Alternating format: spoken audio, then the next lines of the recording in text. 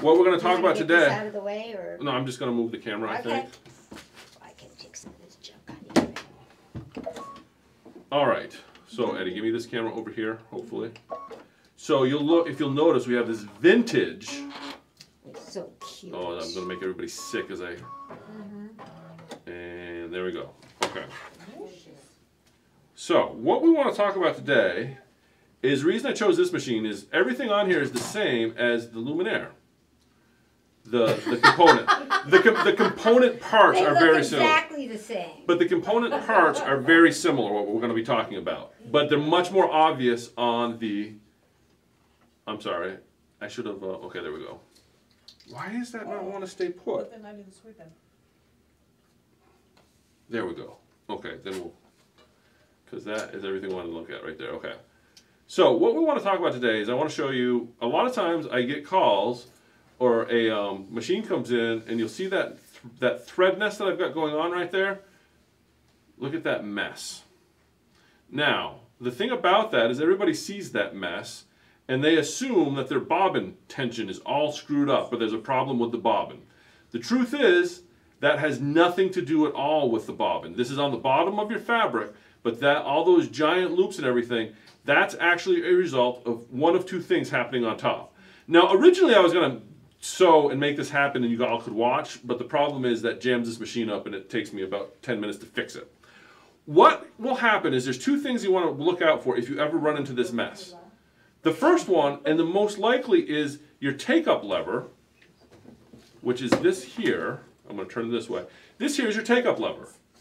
If there's no thread in your take-up lever, that's exactly how I created this mess here. Is I just went to Brenda's machine, took the thread out of the take-up lever, and started sewing.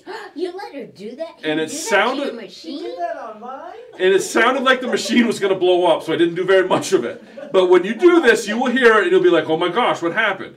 And you'll get this mess, and 9 times out of 10, if you check how your machine's threaded, you're going to see that there's no thread coming through this eyelet. Now, it's very obvious on this machine if there's no thread here, because you see where the eyelet's at, and that's ginormous. If you look on this machine here, this right here, we have to go back to the other one, Eddie. Where my finger's at up here, that's your take-up lever. It is hidden inside that plastic. You can see the top of it, so you can understand how if there was no thread in it, you wouldn't necessarily see that. So that's one of the first things when somebody calls me up and like, oh my gosh, my machine just blew up and I got these giant loops. First thing is just rethread the top of it and start sewing and it's probably going to clear up. But this little lever here on this machine is the exact same lever that's hidden behind the plastic up here. See, it's so much prettier over here on the Luminaire. But that's your take-up lever. So if you get that messed, double check that there's thread in your take-up lever. The other thing that can also cause this, which is a little less common but harder to troubleshoot, is that, we're going to come back to this guy here, is your tension. Now on the old machines, your tension goes around this, gets caught up in that wheel, and you've got your tension on. Oh, if it's not shimmied in there? If it's not shimmied in all the way, if it's just sitting on the outside of the, on the outside here, what will happen is you have no top tension. So with no top tension, it pulls giant loops to the back to make it look like that mess because there's no top tensions to pull the thread back through, so you get these giant loops underneath. So when it looks like it's the bottom, it's actually the top. Now, quick, easy test to see if this is what you're running into. It's very easy to test, and I'll show you how. Where's the top tension on this guy? Top tension on this guy is... Is he in there somewhere? Okay, I was going to move it, but let me see. Sorry. It's all right. I just feel bad for anybody who's watching this and is like seasick. I'm not going to watch it then. Oh, okay. There's just something, okay. Hey, go back there. And top tension for here is right in here. Okay. So if you have issues with your tension, you're not going to be, again, you're not going to see it on this machine. On an old machine like this, it's very obvious. It's right there. If you're sitting outside of this, you're going to see it just kind of sitting out here. We should be able to feel it, though, if we pull our thread, that's right? That's going to be the easy test. Like I can feel it's So I'm going to zoom in take. here, and you're going to see exactly what I'm talking about. Now we're going to zoom. And your presser foot should always be up when you're doing that. Well, you want it both ways actually. Oh. So go ahead and do that for me. Pull that string for me Oh. with the pressure foot up. They can't, I don't think they can hear it. You don't have to hear it. See, so, but you're pulling it, right? Yeah, Let's see if I can but zoom a I little can- bit more. There's resistance, but not a lot of resistance. But I can tell there's some resistance. There's some It's a resistance, but smooth resistance.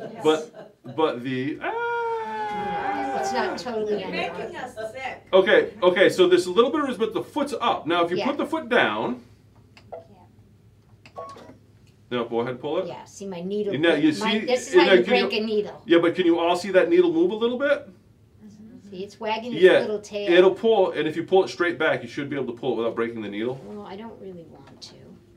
Well, Yeah, but anyway, but- no, it's something's wrong. But you can see that there's tension there. Yeah, If you were out of your tension groove up here, you could still pull it would pull the same with the foot up or the foot down. Oh, And if that's the case, then you're not properly tensioned, and what you do is take a strip of stabilizer fabric, floss it in there, rub it back and forth a couple times, and free up whatever's jamming it or whatever. You probably at have least take your thread out. you probably have your thread made of shredded a little bit, so you've got like a piece of the sheathing up there or some lint, and you just want to floss that and get it out, because what it is there's little discs that are clamping if you got anything in between there.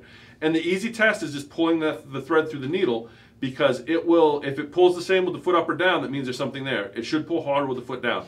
Quick, easy check, and 9 times out of 10, that's going to solve this problem.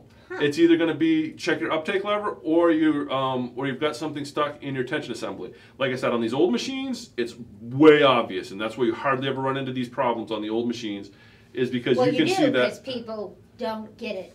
I know, because a lot of long arms still use this. Yep. And if you forget to shimmy it all the way in Yep. there, You'll see, yeah, It's a mess. it's more likely to happen on long arms, yeah, but you'll never miss the take up lever on one of these, because it's right there.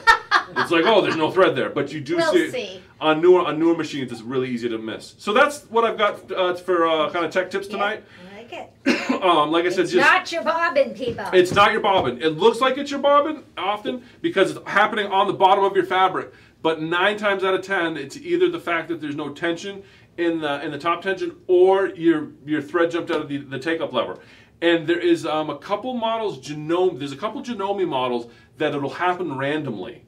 It's kind of a pain in the, it just jumps out. I don't know why. It does jump out. And I you're don't know right. why. You'll be sewing along, it'll jump out. And one of the tricks, if it happens a lot on your machine, take a pair of pliers and gently squeeze it closed a little bit. That's what more. my dealer did one Yeah, day. just squeeze it closed a little bit, and it solves that problem. It's got an opening on the top of this Yep. thing, and he squeezed it closed so it wouldn't keep jumping out. And there's some models that have a little piece of fuzz on that helps keep it in place, and when people clean, they pull the fuzz out, and then suddenly it doesn't work right. Yeah.